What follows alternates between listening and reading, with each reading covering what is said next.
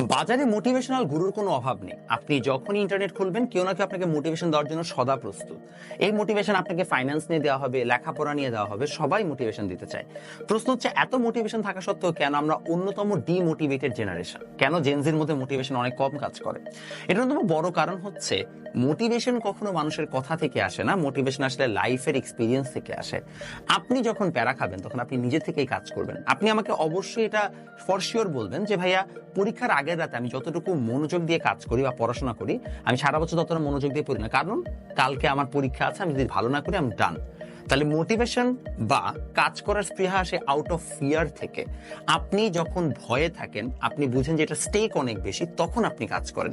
Motivation দিয়ে আপনি আমাকে যতই বুঝে এটা আপনার দায়িত্ব, এটা করলে ভালো লাগবে, আপনার কোনোদিন যায় আসে না। বিকজ মানুষ আসলে খারাপ জাতি, এদেরকে পিটাইলে এরা কাজ করে।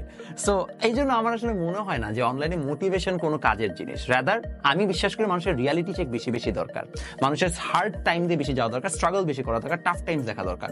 বিকজ একটা টাফ টাইম একটা মানুষকে আসলে মোটিভেটেড করে ফর আ বেটার চেঞ্জ।